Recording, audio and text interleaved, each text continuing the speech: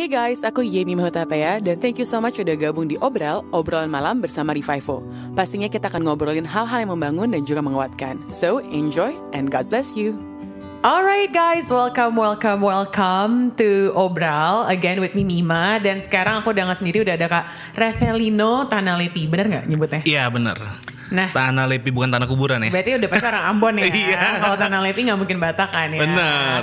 Nah kakak, sebelumnya aku mau tanya deh, mau diintroduce as apa nih? As a pastor atau as an influencer? Sebenarnya kakak merasa tuh, what are you? Kalau aku sih ngerasanya hamba Tuhan ya. Hamba Tuhan. Jadi istilahnya bebas lah memanggil apa aja. Ya. Hamba Tuhan. Apakah hamba Tuhan itu emang panggilan dari kecil atau gimana nih? Awal mulai bisa masuk terjun di dunia pelayanan gimana ceritanya? Sebenarnya enggak, karena gini. Jujur, aku lahir di keluarga yang bisa dibilang tuh semuanya tuh sekuler kerjanya. Ya, kakak di sebuah nggak usah sebut nama kali ya, ada tempat di salah satu yang memproduksi susu dan juga ada di majalah, ada di bank semuanya dan marketplace, dan cita-cita mama tuh adalah Ino harus jadi programmer gitu, karena pemikiran orang tua, karena aku tahu sih mama tuh pasti ingin anak-anaknya tuh sukses dan hidupnya ketika orang tua nggak ada udah aman gitu loh.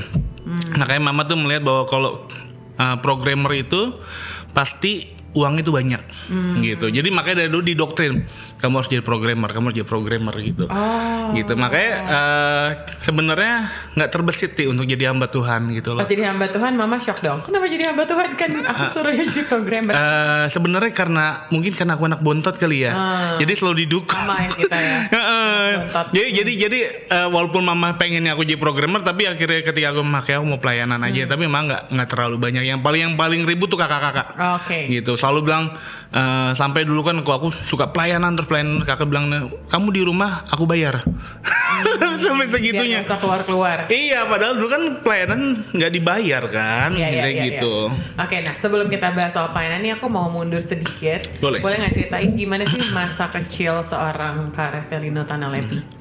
Masa kecil aku gini. Aku sebenarnya lahir dari, sebenarnya ini jujur ya baru banget diceritain itu. Kalau aku bawain sesi gambar diri, baru aku bawain kesaksian kayak gini gitu. Nah, mama dan papa itu adalah duda ketemu janda. Oh, jadi sebelumnya udah pernah berkeluarga? Udah pernah berkeluarga. Udah punya anak juga? Dari mama bawa 4 anak. Dari papa bawa 2 anak. Gitu. Okay. Dan tinggalnya terpisah. Anaknya dari papa di mana, anaknya dari mama. Aku sama anaknya dari mama. Dan jujur aku adalah orang yang ketika mama hamil, papa tuh bilang ini bukan anak saya. Kayak tertolak Tapi aku taunya dari mama.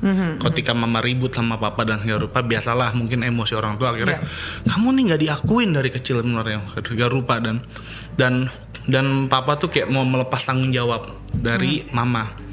Dan pada akhirnya proses yang akhirnya ya lahir ya plek-plek mukanya kayak papa gitu kan, nggak bisa disangkal gitu kan, kecuali mukanya kayak Brad Pitt mungkin beda gitu kan.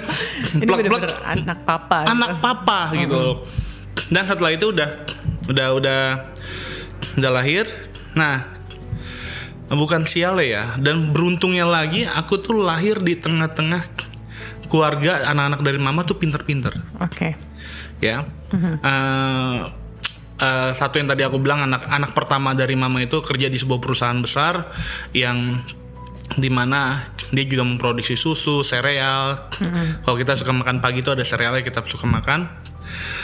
Dan di situ juga ada anaknya mama tuh yang nomor 3 itu kerja di menjadi kepala pengembangan aplikasi di sebuah majalah yang cukup besar di Indonesia. Ada majalah, ada korannya juga.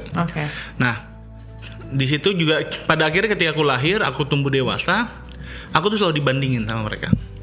Comparison di compare. Jadi dan juga aku punya keponakan, jadi anak yang kedua dari mama itu punya anak. Nah, dia nikah dengan seorang pengusaha dan punya anak, dan mungkin susunya beda kali ya.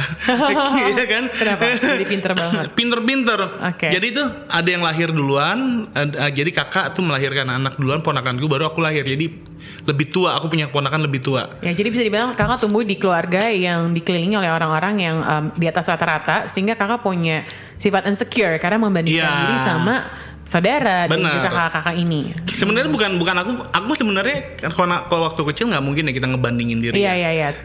Orang tua yang bandingin. Iya, karena yang tadi ponakan juga kuliah di kedokteran, di Trisakti, di satu juga di BINUS dan lulus dengan cum laude. Oke. Nah, aku tuh efeknya aku selalu dibandingkan gitu. Kalau aku sebenarnya biasa aja gitu, tapi ketika aku dibandingkan aku kayak sadar sesuatu, loh kok aku ditolak nih. Oke. Ya kan?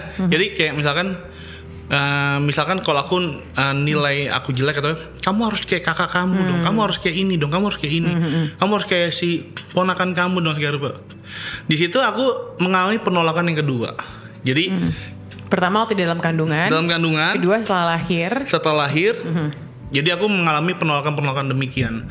Nah pada akhirnya aku mengalami dimana ketika namanya sekolah mencari pengakuan.